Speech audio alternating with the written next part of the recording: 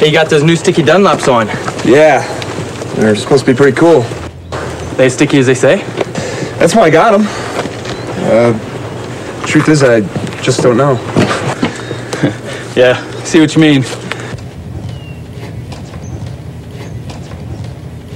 You know, the bike's fast. It's way faster than I am.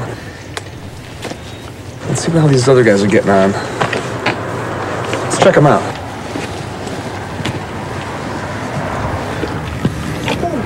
Whoa.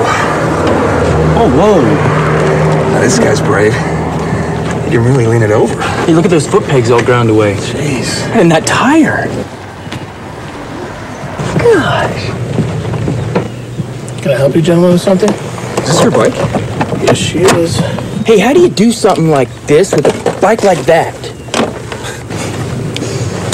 I guess I learned a few things in my days. Yeah, I guess so. You got any advice for us? Advice? It's a very interesting topic. You brake straight up. No way, pup. Trail brake. All the time. No, bro, I'm pretty sure you're supposed to countersteer in the turns. Just get more seat time. You'll improve. No way. You gotta plan out your laps. Be safe. What you do is you downshift to slow down. No. Use the brakes. No, man, it's countersteering. Body steering, man. It's body steering. You got to be smooth. One can hear a lot of advice about riding. Here. I started with this. Yeah. That's the Cornering Bible. Go ahead and read it for a week. And go ahead and bring it back to me. Wow, thanks. No problem. Take it easy, guys. Thanks, you too. You see you around. Hi, I'm Keith Code. We hear lots of advice about how to ride. Some of it's destructive advice, some friendly advice, and some useful tips. Let's see how advice stacks up against the technology of riding. Take how to steer as an example. Most often, our first vehicle had 3 wheels, like this tricycle. Turn the bars to the right, and it goes right. Turn to the left, and it goes left. Simple. Our first ventures out on 2 wheels usually involved training wheels. Now we have a 4-wheeler. From the tricycle experiences, we instinctively turn right to go right, and it works. In the time-honoured method of training, we raise the training wheels. Now we have a recipe for disaster. We've lost 2 wheels. It's now a frighteningly unstable machine. The child expects it to steer like everything else she's ridden. Look what happens though.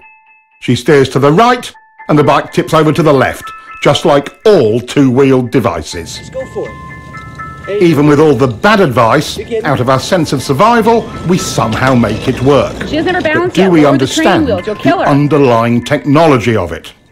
Look ahead of Keith. All 2-wheeled vehicles steer differently to 3- and 4-wheelers. To go right, you apply pressure to the right handlebar. That action initiates the turn. The bike then leans over and the front wheel turns into the turn. It's called counter-steering. That's why training wheels are so confusing at first. It's counter to everything the child has learned. There you go. There you go. Hey, good job. Listen, kid, steering is simple. You just push down the inside peg, pull the bike in with your knee, push the handlebars down, and lean your body in.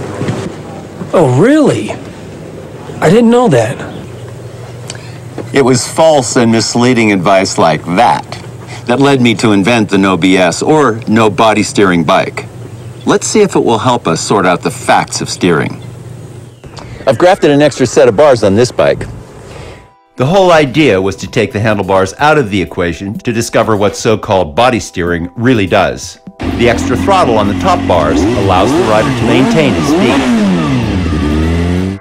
Even with massive shifts in body weight without any input through the handlebars, the bike only vaguely changes direction. This would never get you through the corkscrew at Laguna Seca. Foot peg weighting is another myth. Even with his entire body weight on one peg, this bike merely veers off course, and once his course is set, the pressure has even less effect. Good advice doesn't always put the rider in real control and can prevent us from properly being able to do this. A little counter-steering with bar pressure gets the job done and puts the rider in control. Here, we have mounted a simple pointer on the tank to illustrate counter-steering. Let's take it for a ride and see what happens.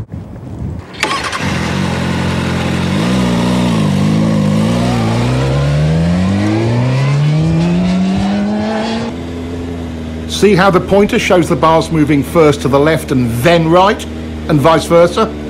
This is counter-steering. It's the only way to accurately steer a motorcycle. It really is simple. Just press on the bar and the bike responds instantly. That's all you do, and it works all the time, every time, even with only one finger.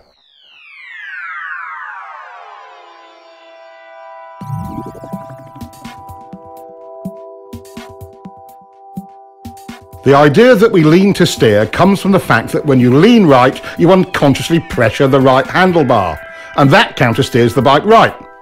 Vice versa for left turns. Lean steering is one of the myths of riding. Some believe body steering works because they can maneuver the bike with their hands off the bars. When we move our weight around on the bike, it actually creates a counter-steering action. Look at the pointer. Some riders are confused about how they steer a bike once they are in a turn. It's exactly the same. To tighten the turn, you press your inside bar. To widen your turn and bring the bike up, you press the outside bar. Counter-steering always works. Counter-steering is a piece of riding tech that will help you to improve your control in virtually every situation. Let's take a look at some other parts of riding. You guys really do have the cutting edge of bike technology, don't you? But look at the size of that rear tire. Look at the size of those brakes. I'll bet you really can haul on them if you need to, huh? And the frame is stiff enough to handle all the braking power and the grip of the tires. So how many ponies does it have? Well over 100. Mine's are on 150. They say it'll do 180. It's impressive. Guess all that cutting edge stuff can make a difference. Thanks, man.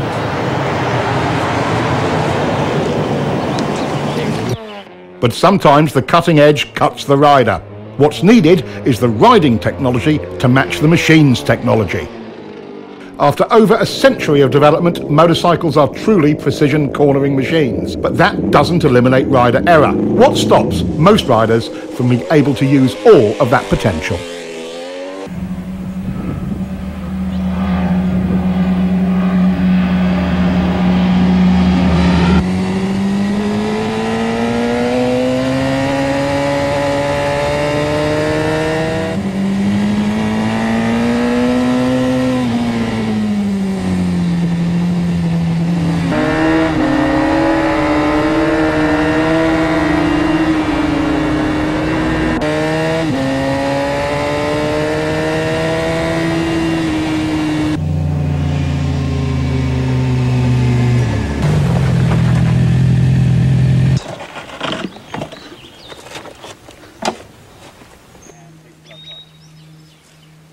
Man, I was riding as hard as I could, and the guy just disappears. Yeah, me too, man.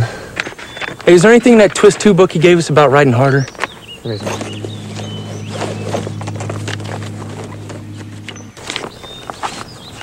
Here we go.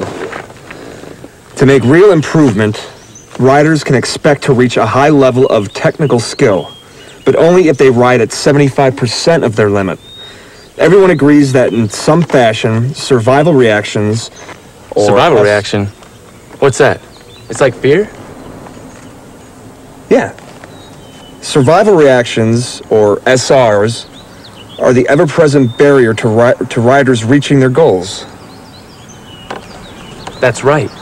Every time I try to up the pace, I get myself into all sorts of problems. It's like I'm afraid to push my limits. But I'm not sure what I'm afraid of.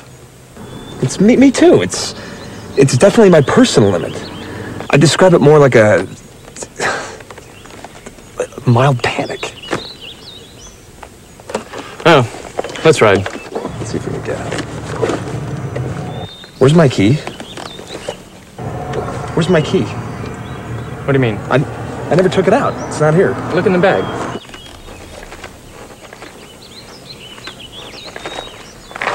It's an agreed upon fact. Our instinctive survival reactions, our SRs, ruin a rider's hopes of being confident and in control.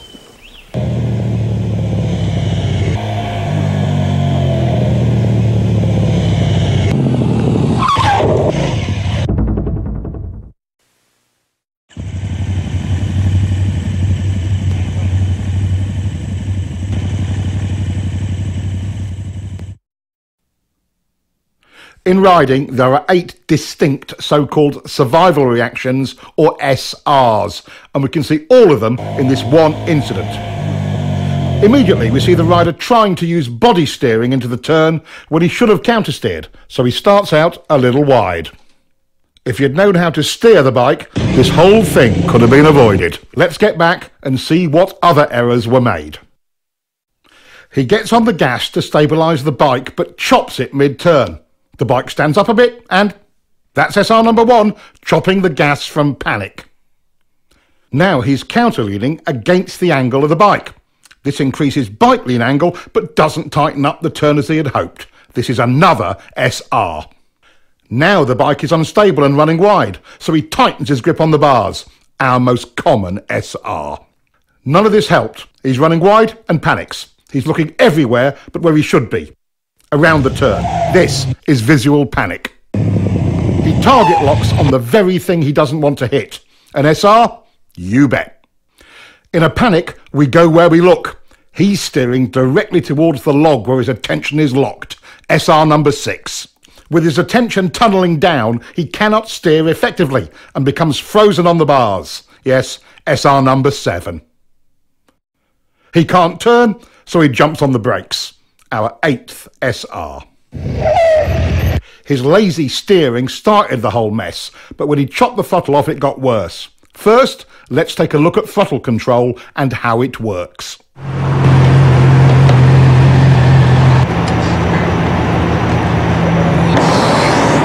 How'd you feel? The bike felt terrible on those turns back there. How was yours? Not too bad, but I didn't have as much grip as I'd like. The roads must have been really slippery. I think I need to play around with the suspension a little bit. You know how to do that? Yeah, but not enough. Hey, are there any suspension settings in that twist of the wrist 2 book that guy gave us? Hold on. It says here that understanding the performance specifications of your bike is one step in reducing throttle control survival reactions that detract from your riding. Sounds about right. But what does that mean? Considering that most machines in a static or constant speed situation have roughly 50-50 weight distribution, we can begin to calculate the guidelines for correct throttle control through a turn. The fact the rear contact patch is the larger of the two tells the story. Give me more weight, I can handle it. So, once in the corner, our task is to shift 10 to 20% more load to the rear to give it its fair share of load. This we do with the throttle. Technically speaking, we want a slight 0.1 to 0.2 Gs of acceleration to accomplish that. Simply put, in a straight line, it's the force generated by a smooth 5th gear roll-on in the 4,000 to 6,000 RPM range on pretty much anything over 600cc. That's not much acceleration, but it transfers the weight. Whatever the RPM range, we must maintain the weight transfer by continuing our throttle roll-on. Throttle control rule number 1. Once the throttle is cracked open, it is rolled on evenly, smoothly and continuously throughout the remainder of the turn. This is not just a racing technique. It applies to all corners on all motorcycles.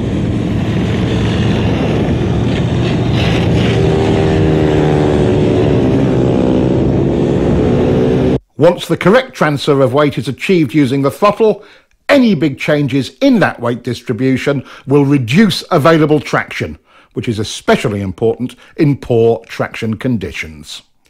Once the bike is fully leaned over, violating rule number 1 with poor throttle control will underweight or overweight that particular tyre bike combination. Here again, even in poor traction conditions, good throttle control gives maximum stability and grip. Slides aren't the only negative result from rolling the throttle on and off. For track riding and racing, each throttle on-off or even just a hesitation will cost you time. At least 1/10 of a second, about a bike length, in a slow to medium speed turn.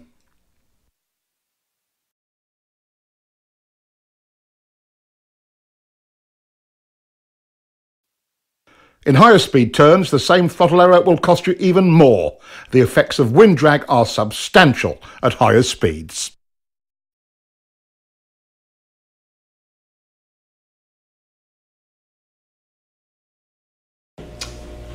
If the surface is slippery, do you want to overload the front or rear tires? No! Correct. If you're rough or inconsistent with your throttle control, will it reduce traction? Yes! Exactly. If you have good throttle control, will the weight be distributed properly on both the front and rear tire? Yes! Exactly. Now, what is throttle control rule number 1? Once the throttle is cracked open, it is rolled on evenly, smoothly, and constantly throughout the remainder of the turn. Good. Now, repeat that to yourself 1,000 times.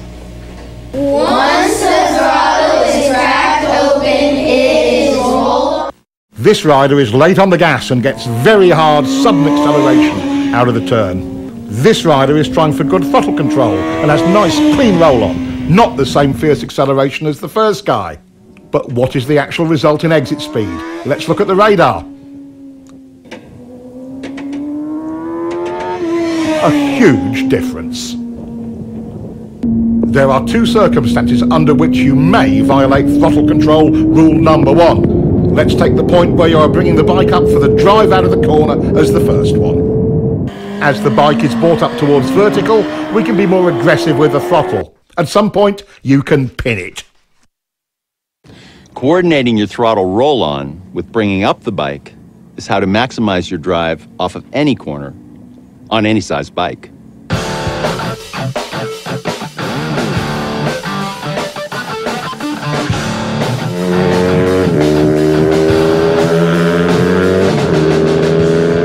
Most riders wait until the bike is nearly upright before they increase the roll-on rate.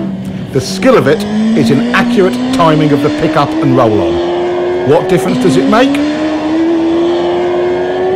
Quite a lot. The second exception to throttle control rule number 1 is traction control. Riders can be far more aggressive with mid-corner and exit throttle. Double apex turns are the other exception to the throttle control rule. Since you're actually dealing with 2 turns, it's okay to roll off or stop the roll-on between the 2.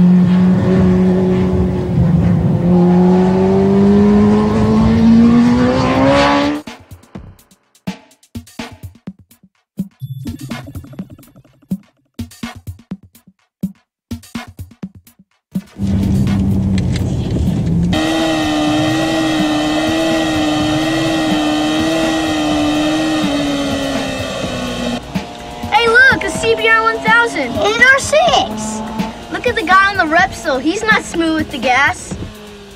I bet his wrist hurt.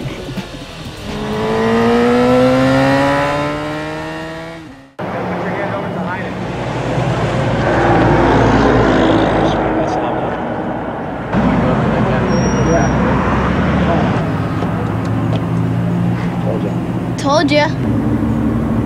What are you looking at, kid? Your tires. What do you kids know about riding?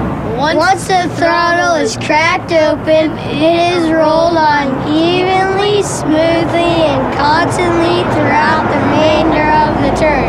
How long have you guys been riding? About 3 months. Have you guys ever been in a riding school?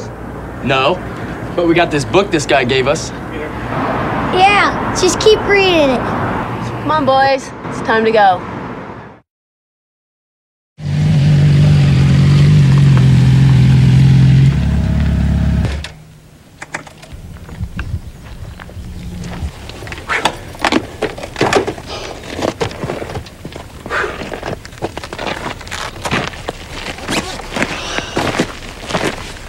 At some of those places, I just couldn't help myself. I kept rolling in and out of the throttle. Yeah, that was cool. Completely perfect the whole time. Really? That's funny, because I still can't get a continuous roll on. That's SR1. Rolling out of and on and off the throttle when you shouldn't. That's right. Survivor reactions. How could I forget that? Good handling means predictable traction, and good traction depends on your suspension working well. In mid-corner, on a properly set up bike, the forks and shock work best in roughly their mid-stroke range. With good throttle control, you can see the forks working in their mid-stroke in mid-corner. Is that as good as it gets? Is the bike happy? Are you happy when the bike is happy? Yes, yes, and yes. In what range do we want the rear shock to operate? In the middle, of course. That's its most compliant range. That's its sweet spot, just like the forks. Once you get back on the throttle, weight begins to transfer to the rear. The rear shock becomes our main concern because we must now rely on it more for stability and traction.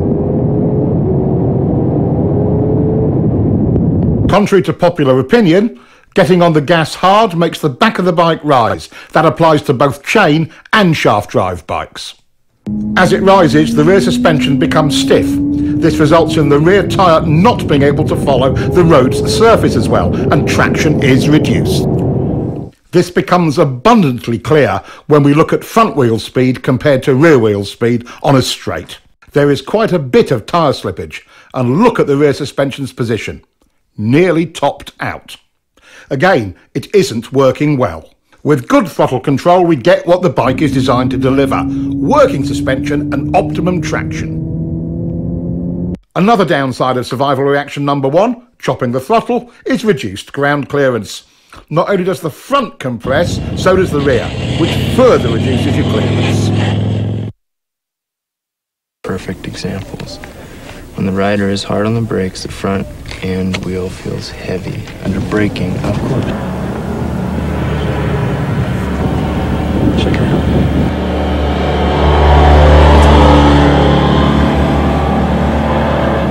Man, he is smooth.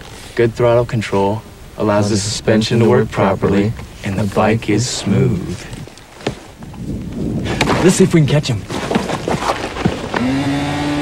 Our new riders might have grasped the idea of good throttle control, but they certainly haven't mastered it yet.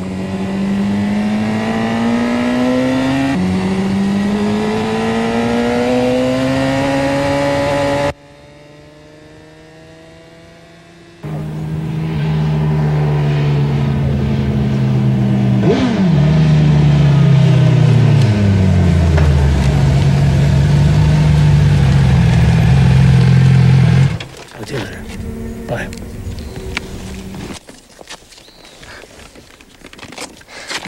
I figured you guys would come this way. Well, we figured out why you're so smooth.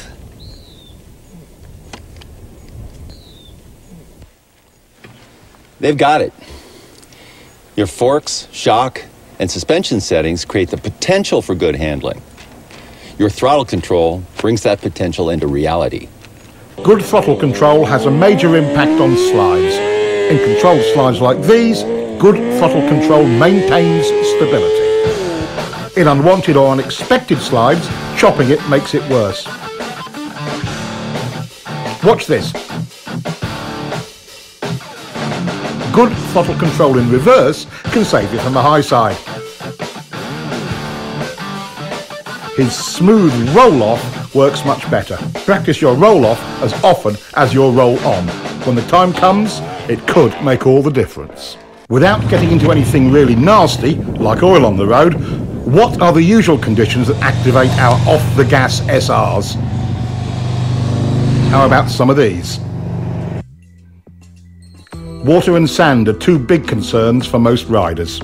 While you must not be aggressive with the throttle in situations like this, you certainly don't want to chop it either. What is your best bet if it's really slippery? Well, pick it up as best you can. The less lean angle, the better.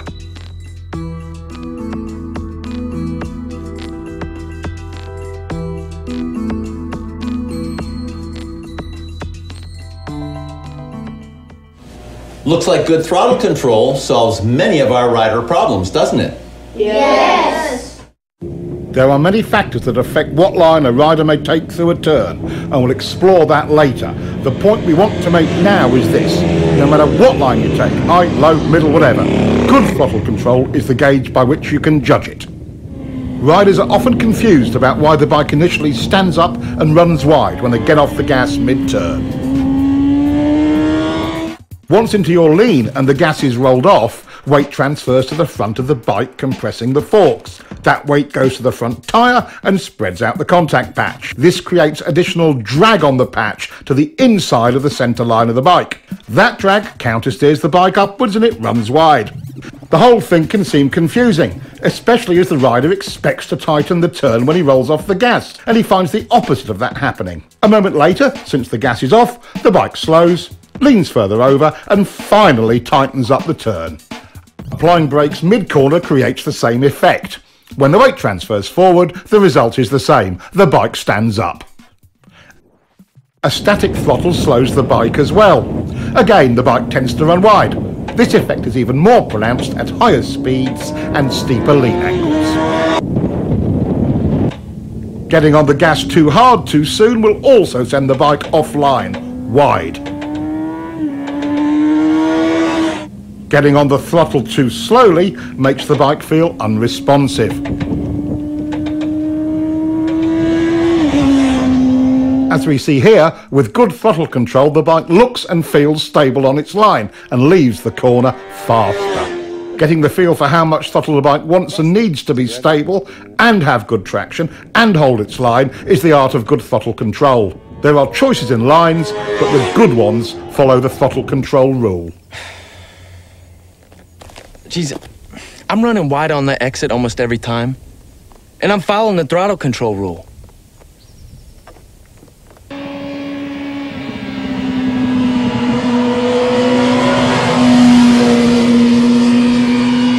It doesn't make any sense. What's that Twist 2 book say? You get on the gas as soon as possible. Well, I'm definitely doing that. But still, coming out, I can't hold my line. Well, yeah, mine's holding a line. It's just unstable at the beginning. I'm not running wide on the exit, but my bike doesn't feel planted until I get to the apex. I don't know what we're doing wrong. Let me take a look.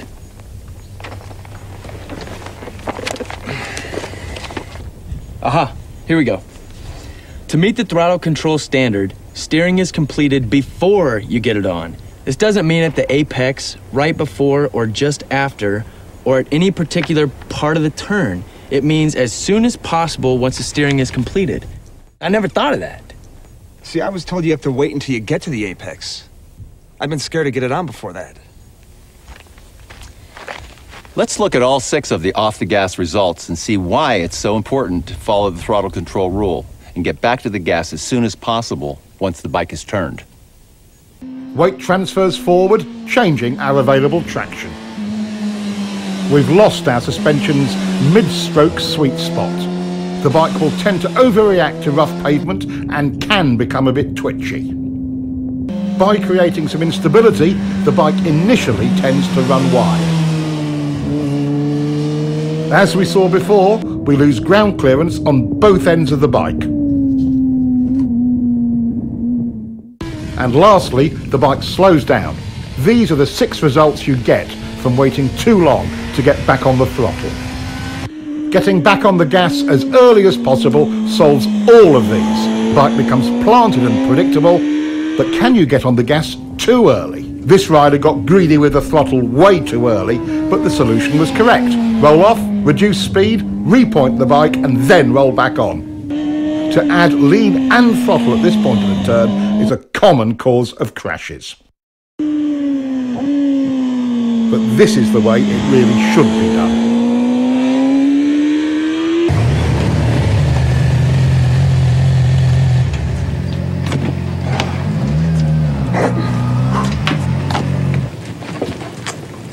Hey, no more chicken strips. Yeah. I guess we both have a better understanding of throttle control. And we're more confident in the level of grip. Right, throttle control is a secret to getting the most out of your bike. But there's one place you really need to go to see if you have it nailed. The track. I'll see you guys at the track.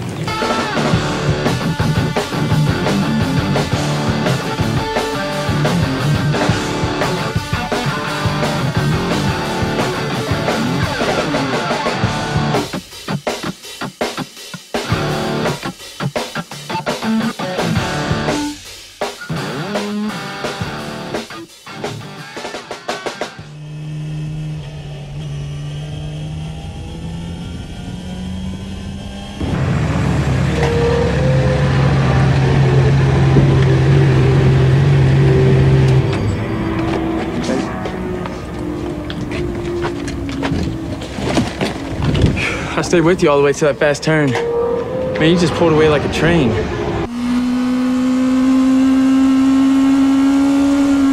That's because you were charging the turn. Charging turns is a common rider error. Being fearless with the speed and brakes coming in often adversely affects entry and mid-turn throttle. That was a mistake.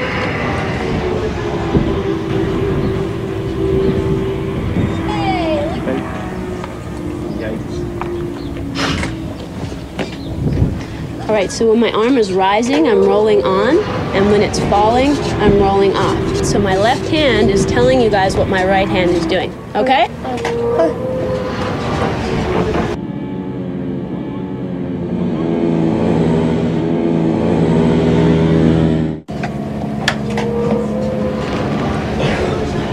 I got it on that first turn. But that double apex.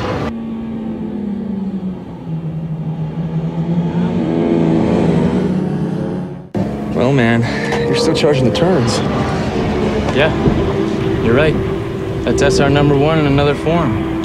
I'm greedy with the gas going in there, then coasting and losing too much speed. Charging your turns just masks your sense of speed. Let's take a look.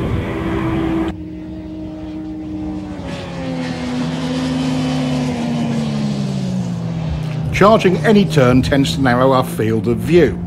When we lose our reference points, it affects our sense of speed. This is one of our SRs. Our new rider is still charging corners and chopping the gas. That will cost him turn entry speed and a clean early roll-on.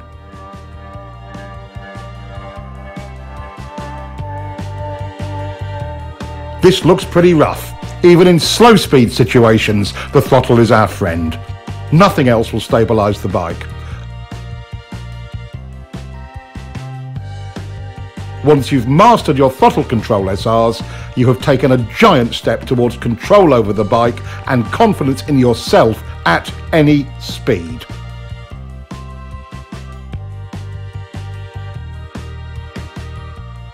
Understanding your bike's needs and wants is important. You don't have to be world champion to see throttle control optimizes your bike's suspension, smooths out rough surfaces, helps you hold your line, and optimizes traction in practically every situation.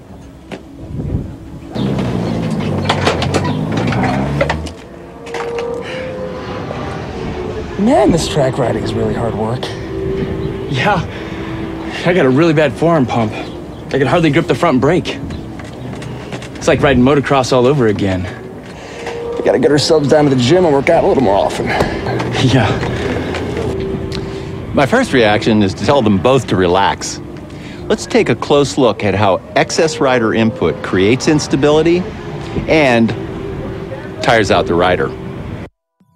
Here again, holding on too tight causes the rider to receive too much input. The tighter you hold on, the bigger the bumps seem. Small shakes from the front end are amplified as well. Why are the bars moving? What are they searching for? They're trying to find a position that will stabilise the bike by maintaining the correct tracking of front and rear wheels. The bike does this without any help from the rider. If the rider could hold on tight enough to stop the bars moving, he would only amplify that wobble. The force he puts into the bars creates resistance and a ploughing effect at the front tyre's contact patch. Now the back of the bike wants to rotate around that resistance and the wobble becomes even worse. Setting a wheelie down crooked is an extreme example of this.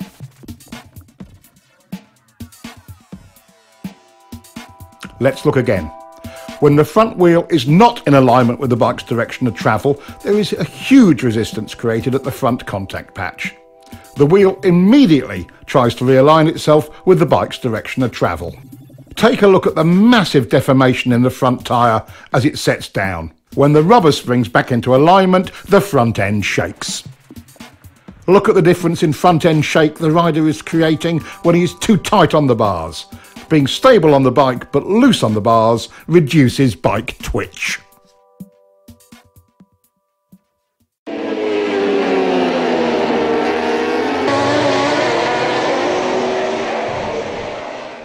Holding on too tight transfers engine and road vibration to your hands and arms, tiring them out and making them numb. This in turn causes you to hold on even tighter. This same elevated level of feedback can, again, easily distort your sense of speed. When the rider responds by tightening up on the bars, it gets worse.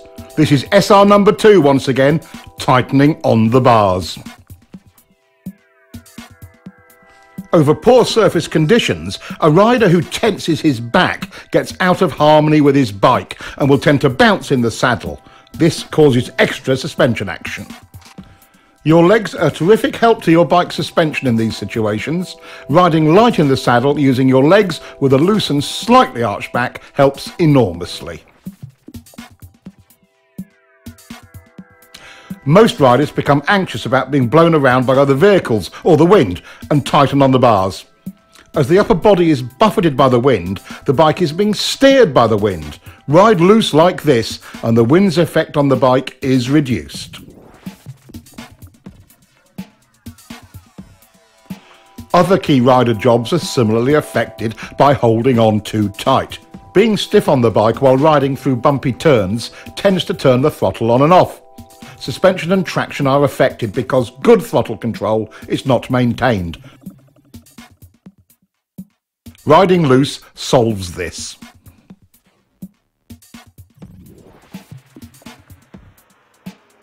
Riding rigidly can shake your helmet and blur your vision. The more you try to brace yourself and hold your head still, the more it shakes. This can even make your neck sore.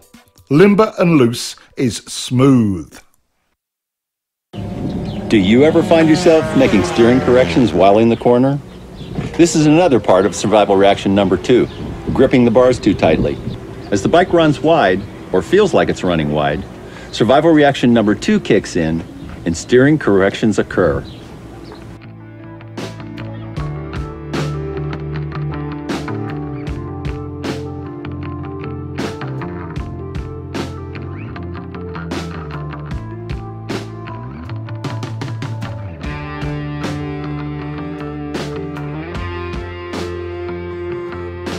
This all makes the bike more unstable and it runs wide in the corner.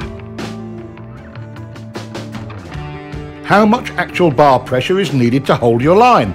As you can see, with good throttle control, none. Check this out. I'm not helping the bike at all by holding on. The tighter I get on the bars, the worse it gets. I don't need to go to the gym to hold on tighter. I need to lighten my grip on the bars. I had it all backwards. Like most avid cornering enthusiasts, you've tried to hang off.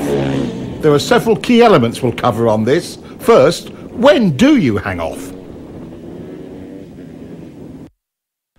One of the more common beginner errors is moving over into a hang-off position right at the turning point. Notice the bike wiggling?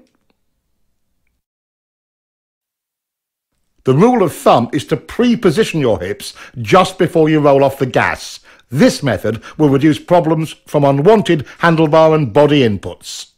The second novice knee-jogger error is hanging off too far. Enough is helpful, too much is awkward and does more harm than good. Notice how stiff the rider is when off too far.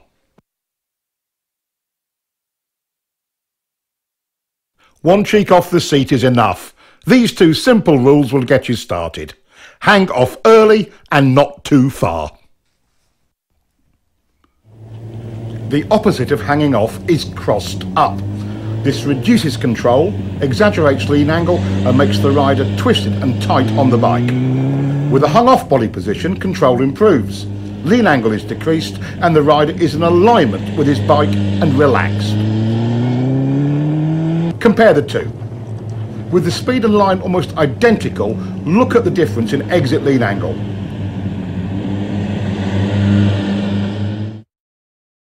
Less lean equals more throttle and better drive. Now let's compare straight up riding with hanging off and see if there is a difference. Here he is riding straight up. Once again, at nearly identical speed and line, there is a measurable difference in lean. Body position on the bike can positively or negatively affect your riding. He could have gotten over sooner for this corner. Getting over before turning, he's smooth as silk entering the turn. Both errors here, moving over while turning, and he's off too far. The problem is compounded when you lose connection with the bike. He's remedied that. Now back up a bit. There he goes. His arms can now be loose and relaxed. When the whole body position and turn entry package is done right, it affords a rider the maximum of control with the absolute minimum of effort. Here's another view of a clean, loose run through a turn. The human machine works this way. When the lower body is unstable, we must rely on our arms and torso for support. Once the lower body is stable, we are at liberty to relax the torso and get great body position. Notice how much lower he can go without tension. Let's look at the difference between his moves on the bike when disconnected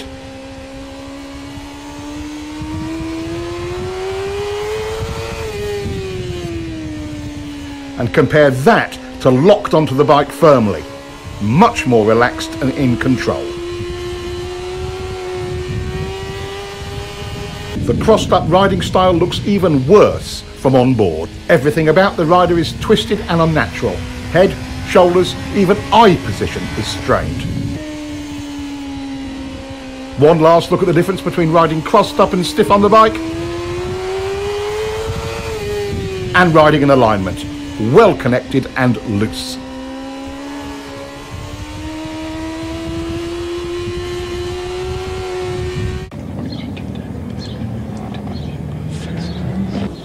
It's easy to see how we can create instability with the bike. What design features do sport and sport touring bikes have to help prevent that? Why do sport bikes even look the way they do? High-backed seats anchor the rider more firmly, reducing the need to hang on by grabbing the bars too tightly. Large tanks help provide a better perch on the bike. Some riders use it for elbow or forearm rest during cornering. They can also provide a resting place for the upper torso. Knee cutouts on the tank's side provide a more stable way to hold on, allowing the rider to use the bars less. Rear set foot pegs are really important. They give the rider a more stable perch for moving around on and steering the bike. If this bike had cruiser pegs like this, it would be unrideable. In fast turns, trying to anchor yourself firmly on the bike requires something to hold on to. Unfortunately, the inside bar is the handiest thing, resulting in the rider pulling on it. This makes the bike go to the outside of the turn because you are counter steering. Gripping the bike with one or both legs eliminates this problem. Resting an elbow on the tank can help. The hanging off style can have another unfavourable side effect. By pulling yourself from one side of the bike to the other using the bars, you will make the bike wiggle. Anchoring yourself firmly on the bike and using your legs to move reduces unwanted handlebar input and avoids the problem. Is a motorcycle truly out of control when it's sliding? How do you save it when the front or rear tyre gives up traction? Why don't the fast guys always crash when their bikes slide? While wiggles and shakes are distracting, there is a far more dramatic and deadly result from survival reaction number 2. That's being too tight on the bike. This is the stable position for a front wheel during a slide. What would happen if the rider resisted this movement? When you counter the front end's natural attempt to stabilise the bike, you create resistance at the front contact patch, making the slide worse, and turning into high sides like this.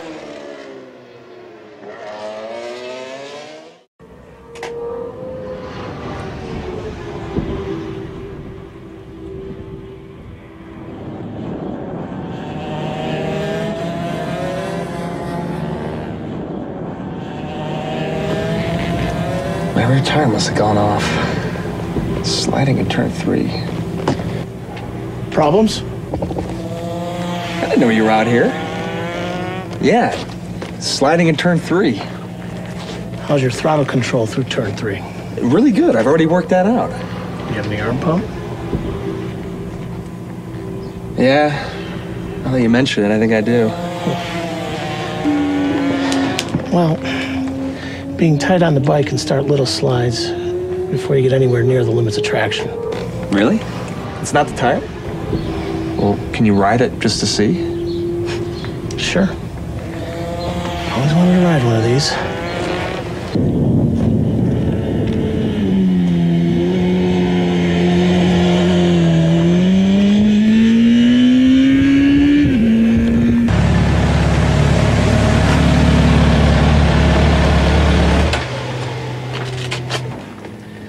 So how was it? Oh, the bike's great. Thanks for the ride. Oh yeah, your tire's fine. I guess I'm making it slide then, huh? SR number 2 strikes again. I'm just too tight on the bars. Try it again. I'll follow you. Really? Thanks.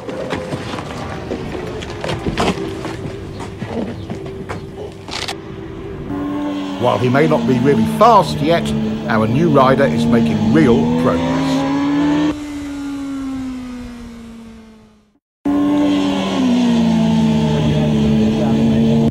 The 3 most common reasons for front end slides are 1, over-braking going into turns. 2, from overloading the front tire. This is called pushing the front end. The standard solution to a pushing front end is getting back on the gas.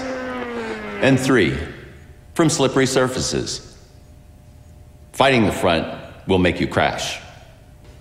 Letting the bike do its own thing, relaxed on the bars, is the right choice. You are dangerous to yourself to the degree you let this survival reaction number 2 grip you in its claws.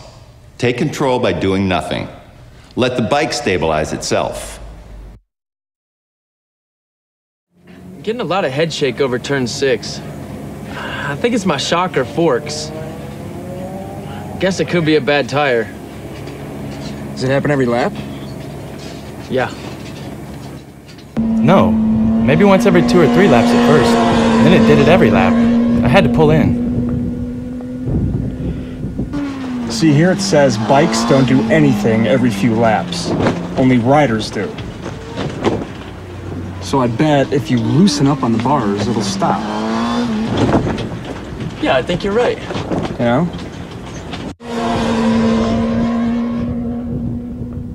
We can contribute to or detract from the bike's inherent stability by understanding its demands and eliminating any unwanted or unneeded inputs.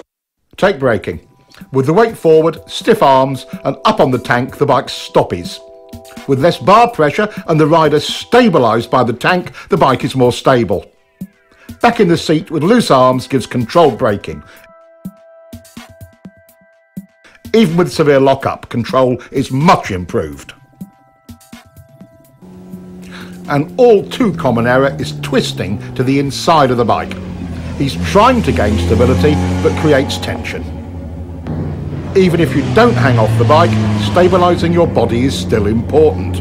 Gripping the tank with one or both of your knees as you go into and through the turn is simple and efficient. The more firmly you anchor yourself, the easier it is to relax your torso and arms.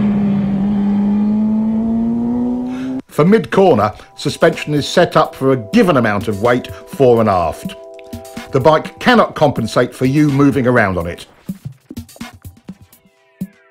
As we've covered already, get into your fore and aft position on the seat early and stay there.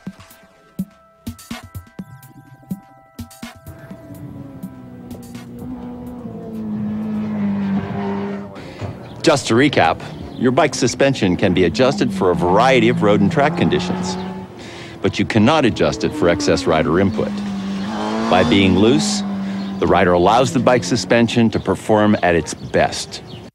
The main points of rider input are: hanging off too late creates instability. Get over early. Hanging off too far creates instability as well. Being disconnected on the bike looks like this.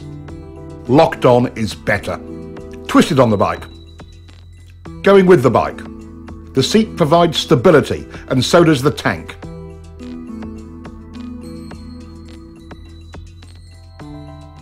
Use your pegs. Riding stiff. Riding loose. Using the bars to hold on. Using the tank. Tight equals front end shake. Loose is stable. Crossing on the bike. Going with it. Tight, it slides. Loose, it recovers. Acceleration head shake. Acceleration stability. Braking instability. Locked on in the seat gives good braking stability. Yep. All those things have happened to me. Yeah, you should just let the bike do the work. I'm causing my own handling problems and making myself tired. Stabilising the bike is the rider's goal in any corner. Throttle error or entering a corner too fast are two of our known enemies in getting that result.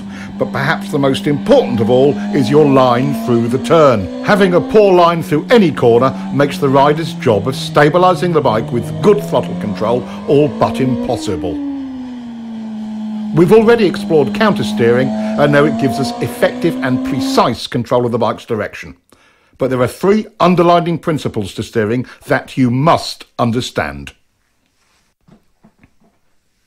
There are three tools we use for executing our line. One, where you begin the turn.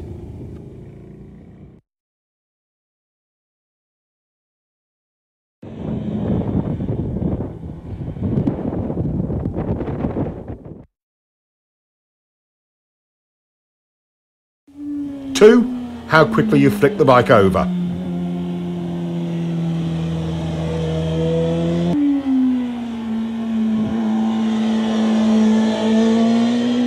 Three, how far you lean it. Let's investigate the first one, where you start the turn, and see how it can affect your cornering.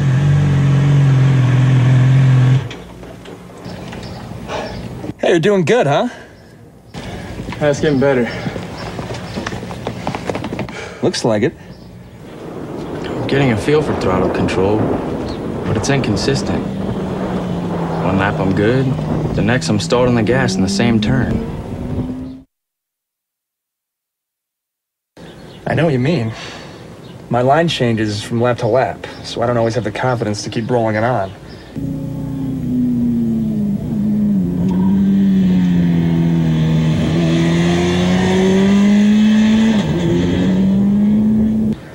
Gets to me. Yeah, that happens to me too. It totally blows my confidence and I'm right back to rolling it off. I hate when that SR happens. Yeah, well, it says here that there are 11 things that are influenced by where you turn into a corner? 11 things. Guess what? Both of our problems are on that list. Really? Yeah. But what is the solution? What can you do to bypass these problems? The answer is too simple. Find and use a good turn-in point. Finding a turn-in marker and using it will give you consistency. It helps you avoid problems like inconsistent lines and throttle errors. How can you find a good line? Once you establish a reference point, the trial and error method will tell you what works and what doesn't. That tar snake on the pavement is a good reference point. He tries a later turn-in, but that chops up his brake release. A little earlier runs him too wide and the throttle goes off and on. Right after it, he carves a clean line and, most importantly, the throttle control is great. Let's look at some cornering theory. What kind of line would allow you to get back on the gas most easily for good throttle control throughout the corner? One that starts here? No. Good. One that starts here? No. All right. How about this one? Starts here? Yes. Good. There are actually 11 ways your turn entry position or your turn-in point affects how you corner. First, let's look at your overall corner speed. He's taking an early turn-in, resulting in an inside line. It's plenty fast coming in, but slower mid-turn and exit. Turning in later, trying to straighten out the turn, allowed him to get back on the gas earlier. Your entry point has a huge effect on overall corner speed. While the low inside entry had a high approach speed, it was slower mid-corner and exit.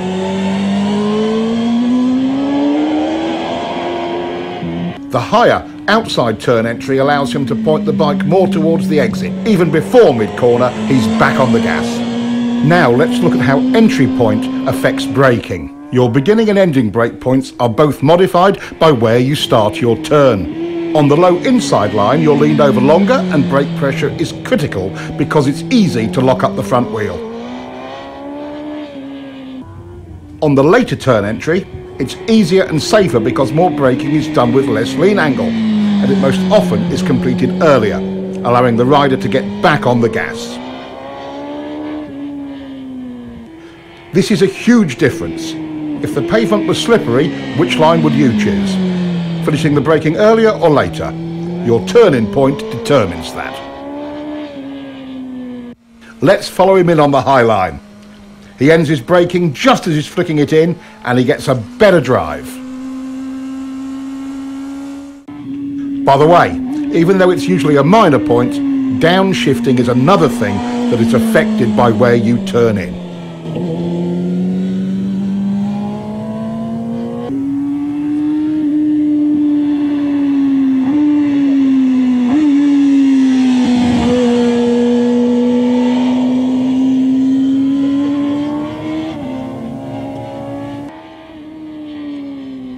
Of the key tools of turning, one is how quickly you can get the bike over. It's easy to see how the early and later entries compare in this regard.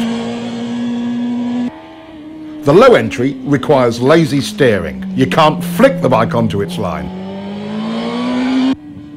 The later turn-in allows for a decisive steering commitment to the turn.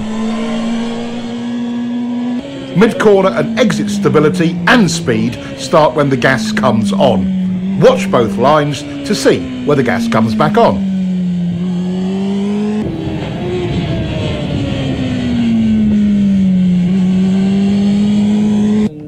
Our later entry rider was able to get back on the gas 37 feet earlier. That's 5 bike lengths. Earlier on the gas means stability through more of the corner. Your turn-in position has an enormous effect on that. That's 6 points so far. A good drive off the turn is number 7. Low line entry checks your drive because number 8 on the list, lean angle, also comes into play. You were leaned over further and longer from a low line entry.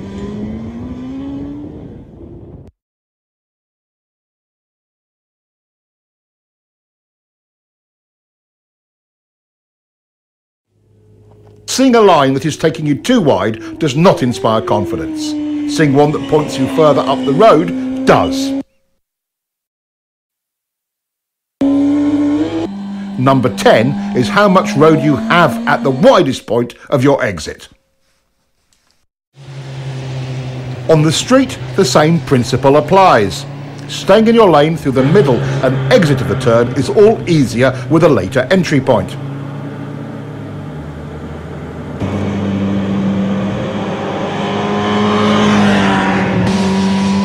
This helps reduce panic and provides riders with a greater margin of error in regard to oncoming traffic.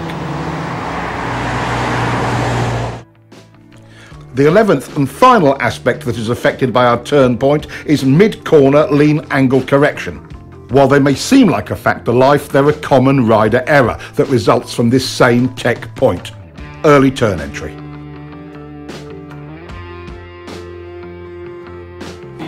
Throttle control rule number 1. The clean, continuous roll-on is always easier once you have established a workable turn point. The single biggest cause of SR number 1, going off the gas when you should be rolling on, is a bad line.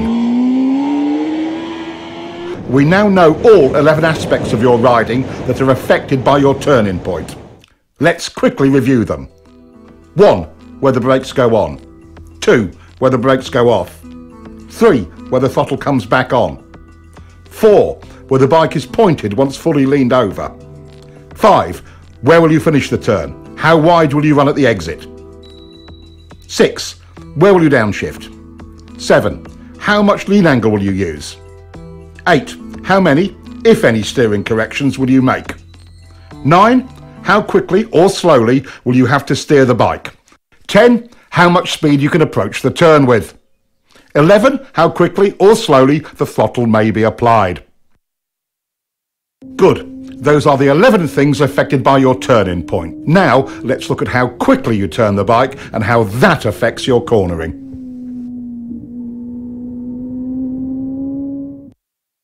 How quickly do you need to turn? Not very quick in this situation. It would be silly to quick flick the bike when you don't need to.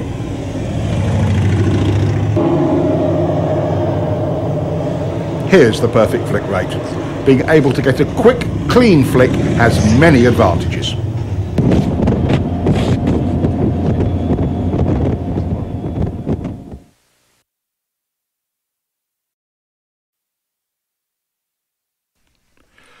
How does the rate you flick the bike affect your line in any series of corners, like these S's?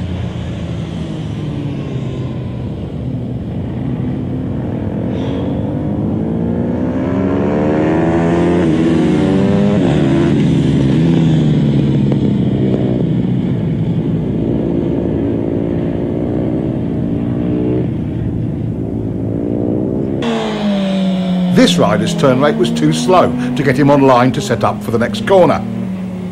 This rider makes the same approach, starts his turn at the same place and is running the same speed and with a quicker flick. His setup for the next turn is a perfect line and it will work exactly the same way for you.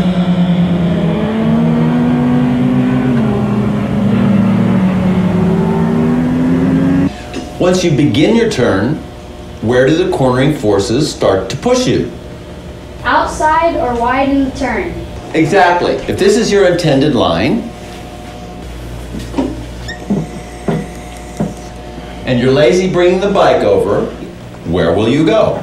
Outside or wide in the turn. So, if you flick the bike a little quicker, would it get on that line? Yes! Class, you are brilliant today. Since we don't like to run wide in turns, and for a very good reason in situations like this one, we must continue to lean the bike further and further to make the corner. Lazy steering forces you to lean the bike more than is necessary, and you'll be leaned over longer. Let's compare.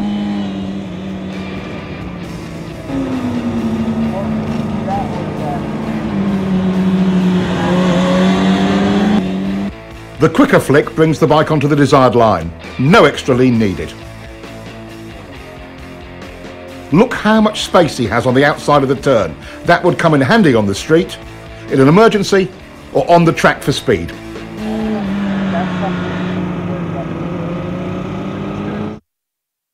And look at the difference in acceleration.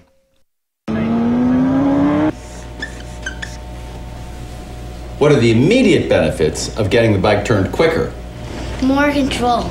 Yes, that's true. But why do we have more control and confidence? Earlier in the gas, better throttle control.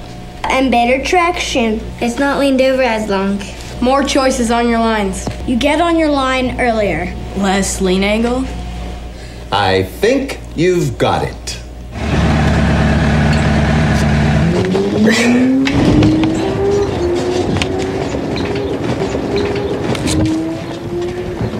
Are they even in school?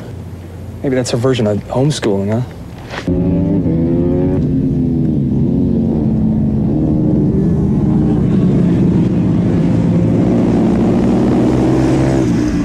I wish my mom had taken me to the track when I was 10. I'd be a world champion now. Yeah, you're right. The approach speed and turning point for both riders was very similar. So what was the key difference that got this one through and put this one in the dirt? Let's look again. At this lazy steering rate, even if he leaned it over further, the results would have been the same, or worse. The simple solution is flicking the bike quick enough to make the line. Now, what will happen when they increase their turn entry speed? His result will just get worse. With a higher entry speed than before, this rider still makes his line. It's quite simple. In turns like this, as the speed increases, so must your flick rate. The route to confidence with turn entry speed is nothing more or less than faith in your own ability to get the bike turned quick enough. Okay, we want to be able to turn the bike as quickly as possible for lots of reasons, like accident avoidance, to not run wide in turns or off the road, avoiding being late on the gas and adding excess lean angle.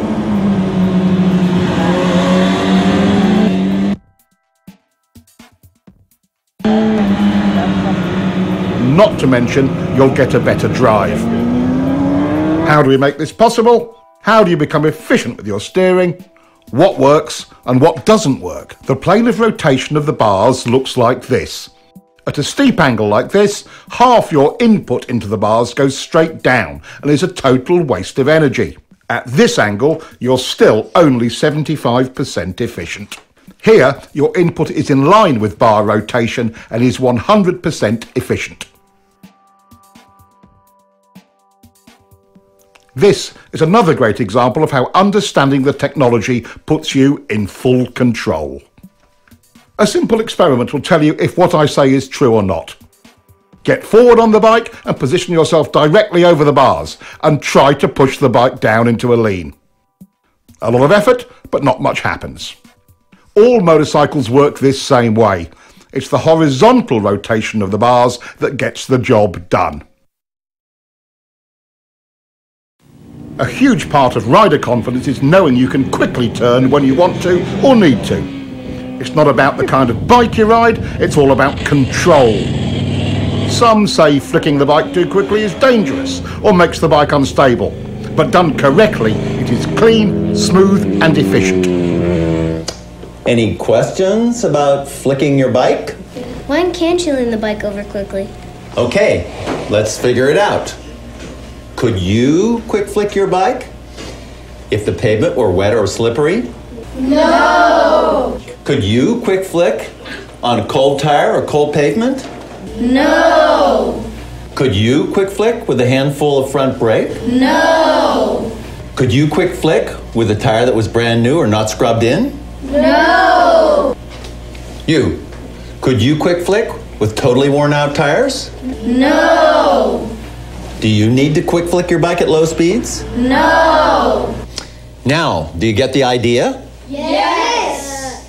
Our two new riders have come a long way towards understanding how the bike steers and where to turn it. Their confidence to lean the bike more is a direct result of that. Riders who understand this both look and feel in control of their bikes.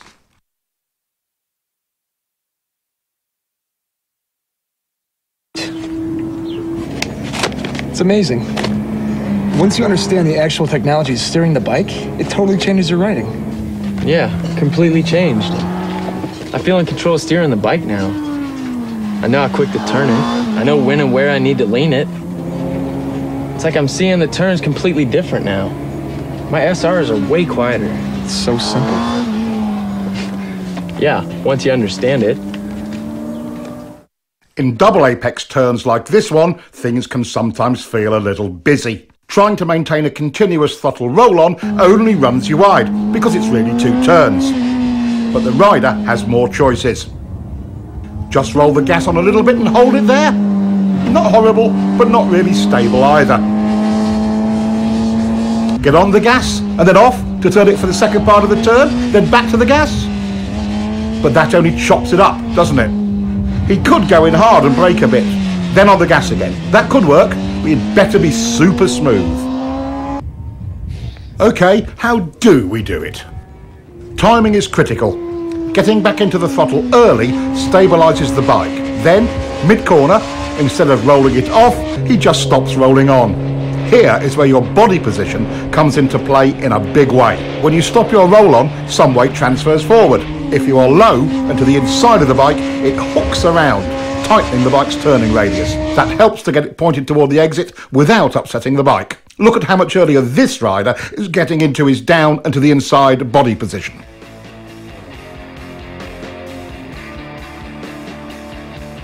Here we see an average hang-off position.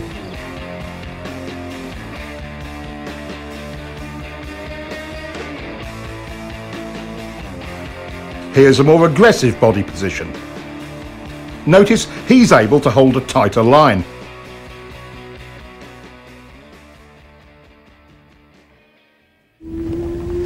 Now that's the hook turn technique, and can work in almost any cornering situation. On the road, this technique can be used quite effectively if you find yourself running wide in a turn. Dropping to the inside and down position, plus a smooth roll-off or momentary hesitation, not a chop-off of the gas, tends to tighten the turn for you. And don't forget to look where you want to go. That's way better than the alternative. Here is a technique that can aid you greatly in your efforts to steer your bike accurately. We quite naturally push off or pivot from our trailing foot to produce maximum power and control. With that in mind, using the left leg to generate the power to press on the right bar and vice versa is a logical step. It provides the rider with maximum stability on the bike. Stability equals control and strength. As we lock our lower leg into the bike from the foot peg to the tank, we begin to create lower body stability. The next step is a slight tightening of the thigh muscles. This locks the pelvis in position, which then provides a stable base for the whole torso. With the torso stable, the rider's ability to apply pressure to the bars is vastly improved. We call this pivot steering. You might call it power steering, because once you master it, it feels so easy to steer the bike. Work on your quick turn. It pays huge dividends in control and confidence in any situation on any bike. Now that we know what a turn point is all about, how often do you get it just right? Is it usually too early or too late? Too early. That's right. Riders tend to turn in too early, and there is a reason for it. Would you like to know how to change this part of your riding? Yeah!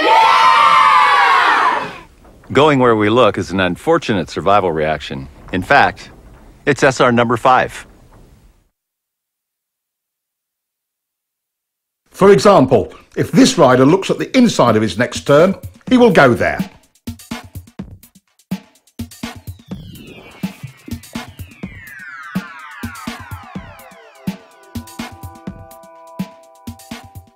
Once our attention becomes fixed on something, we steer towards it. In common parlance, it's called target fixation. And that's what causes riders to take too early an entry into corners, or run wide, like this. We already know what the results of turning in too early are.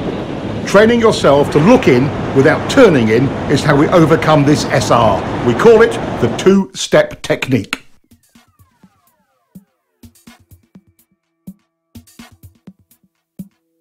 It's also the key to finding a line that doesn't take you in too early, even on unfamiliar roads. Your first step is to estimate a turn-in point on the road ahead. You don't know the road, so you're just establishing a temporary reference point. Step 2 is find your mid-corner position. Where you clip the inside of the turn is your apex. The trick here is looking in to find it without turning the bike in at the same time. Now he looks in, but notice how he is staying wide in the corner. Now, would you be able to see a line from this position? No. Keep looking, but don't turn yet. How about from here? Not yet, but it's getting better.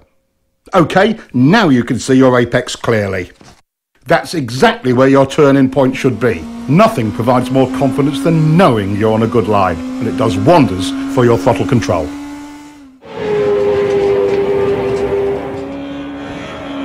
Hey, you're really starting to get that bike turned. Yeah, I just wish I was more consistent with my lines. Feeling kind of lost.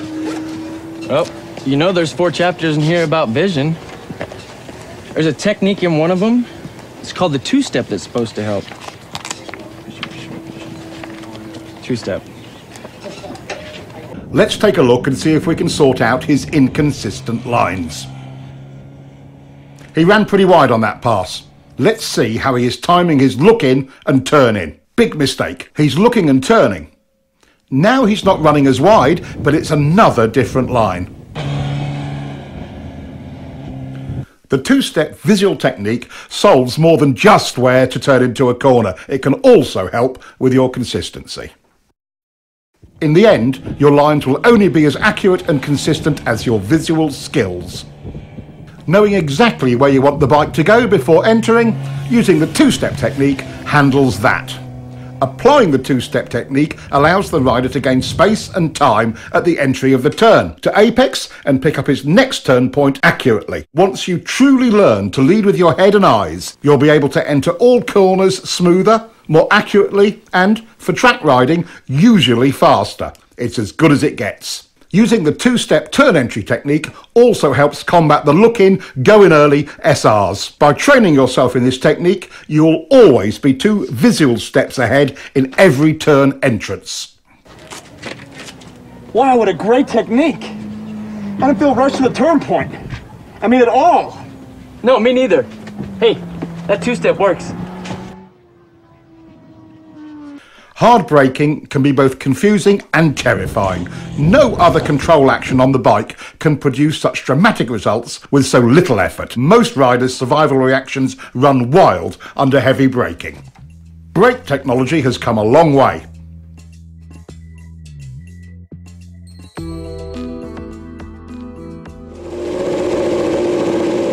These improvements give riders far more choices on how to brake. But the laws of physics still govern how hard we can use them. Brakes, just like the throttle, are lean angle sensitive. The more lean angle you use, the less you can use either of them. This brings up all kinds of questions about technique. Should I do all my braking straight up? Or should I trail the brakes into the turn?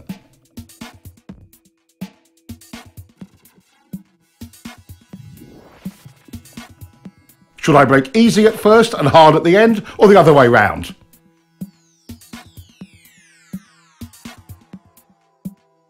How about easy, then hard, and then easy again?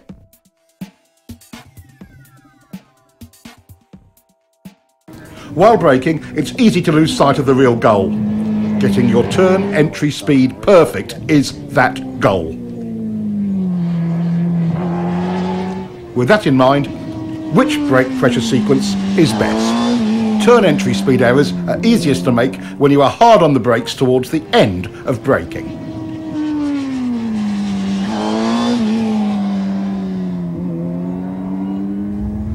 In the fine art of braking, gradually trailing the brake off is the way to accurately find your entry speed.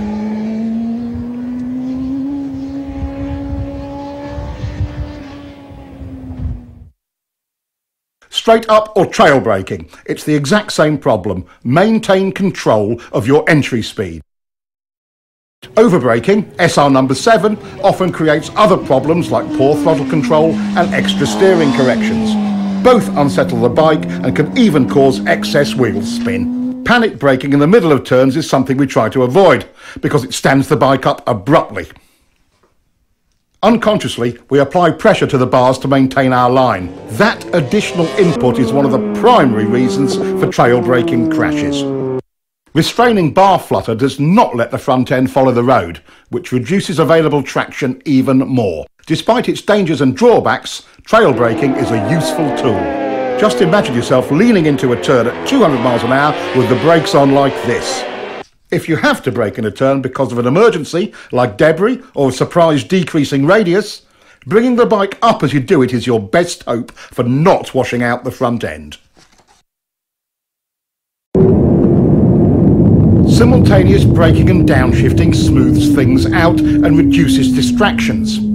This helps you get your turn entry speed right. Watch the timing of the clutch and throttle action in slow motion.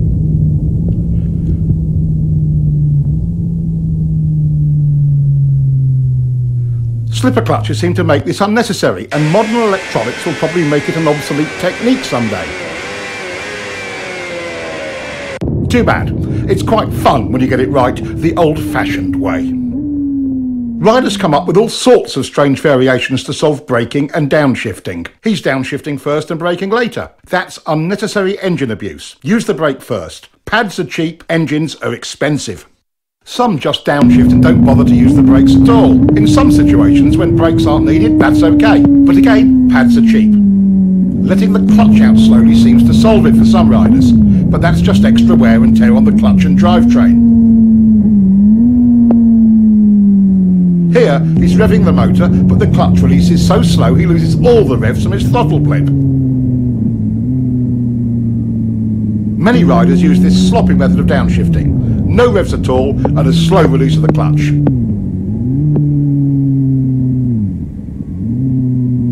Getting too big a throttle blip over-revs the motor and causes the bike to surge forward with each gear change.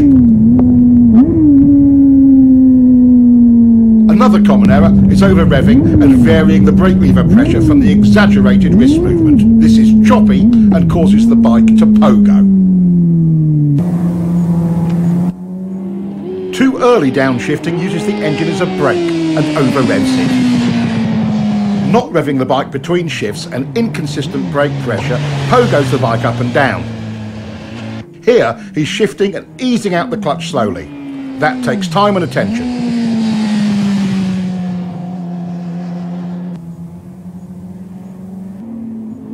He's revving it, but too high and still on and off the brake lever, pogoing the bike. Making clean downshifts and maintaining control of the brake lever throughout will help. Letting your fingers slide over the brake lever while you control the pressure works really well. Downshifting without the clutch is another way of handling it.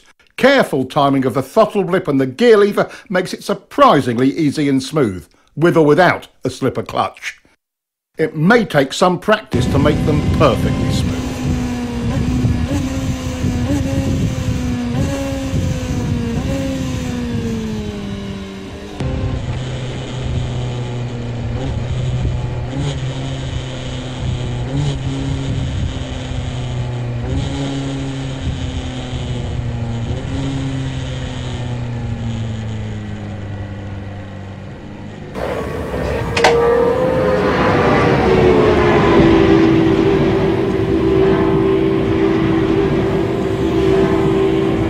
Hey, you guys were looking pretty good out there in the corners.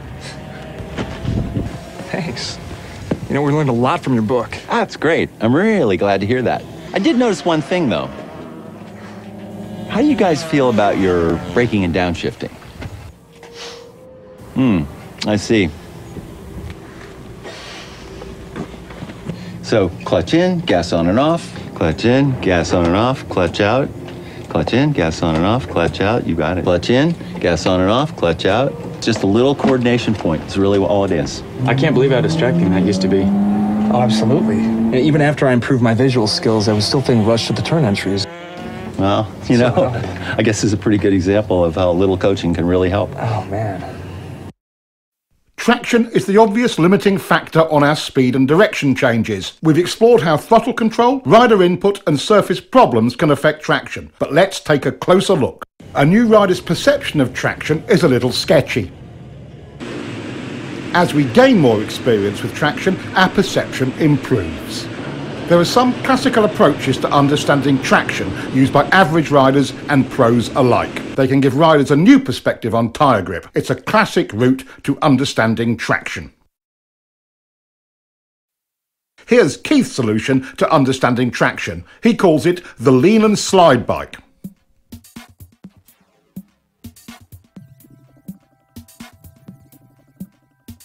About this time, most riders would chop the gas in panic. It takes a lot more to lose traction than most riders think, but there are situations you should be aware of. Of course, if the tire was new and not yet scrubbed in, or too old, too cold, tire pressure was wrong, over or under inflated, if you were riding on a slippery surface or a polished surface, leaning the bike over too far, other mechanical problems, it would slide. The slide bike helps train riders to avoid slide errors. Watch what happens when he chops the gas.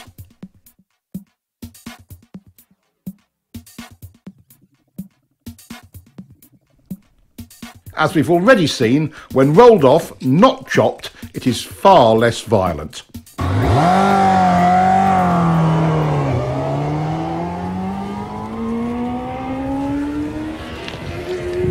Overriding the grip of new or cold tires is a classic novice riding error. Even at relatively modest lean angles and speed, a cool tire on a cool day can surprise you when you first go out. It doesn't take much to slide. Tire grip and temperature are proportional. A cold tire feels like it has maybe 25% its normal grip. A warm tire on a warm day feels more like 75% or more right away. Don't be a fool. Gradually bring the speed and the temperature up. Never trust the tires. Trust yourself. Learn to bring them up to temperature according to conditions. In generally good conditions, as we have here, modern tyres deliver excellent traction. Good throttle control is the foundation that allows a rider to explore the limits of traction. Even with good throttle control, a small slide can start or get out of hand when the rider is tense. The rider's ability to be comfortable with traction limits depends upon having the key elements of throttle control, rider input and visual skill.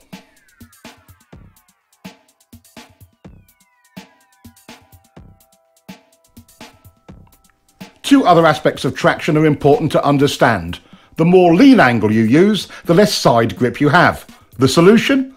Even when the rear tyre is totally lit up, bringing the bike up into the slide helps the rider maintain control. The lean and slide bike is one of the training methods used at Keith's school to help riders gain that confidence and experience with traction.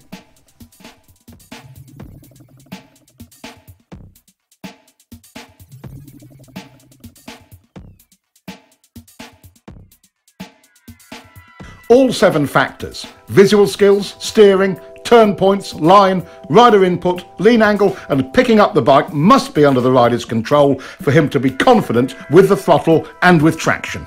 New technology is great, but even with traction control and modern electronics, the rider has to work his way up to using it. Being in control of these 7 factors is the quickest and easiest route to confidence. I'm so stoked. This twist tube book really helped my riding out. Totally. Feels like I'm making improvements every ride I take. It's as if there's no limits. You know, I see more ways to apply this information every time I read this. Look how good we can actually get. Oh, hey, Will. How you doing? Hey. You both look pretty good out there. Thanks. Yeah, but after watching you ride, you know, it just makes us want to kick it up a notch. So how'd you do it? I went to school. School? Let me ask you something. What do you do for a living? Well, I'm a doctor. I'm a software engineer. Why? Well, did you wake up one day just knowing how to do your trade? Or did you learn it by going to school? Okay, point taken. So, how do I find a school?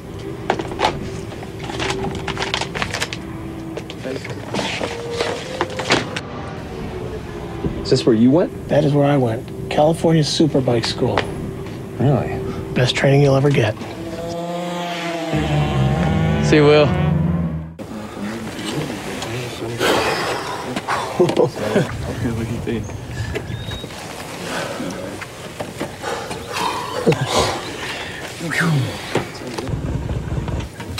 Wow, you guys must really push it hard. How do you ride that thing to the edge? I've learned a few things over the years. You got any advice for us? Advice? There's a lot of advice out there, guys. Why don't you get the real tech on riding? We'll lend you this copy of the Cornering Bible. We'll be here next weekend. You can give it to us then. Twist the wrist, too. Wow, thanks a lot, guys. No problem. Looks like I have to get myself another copy.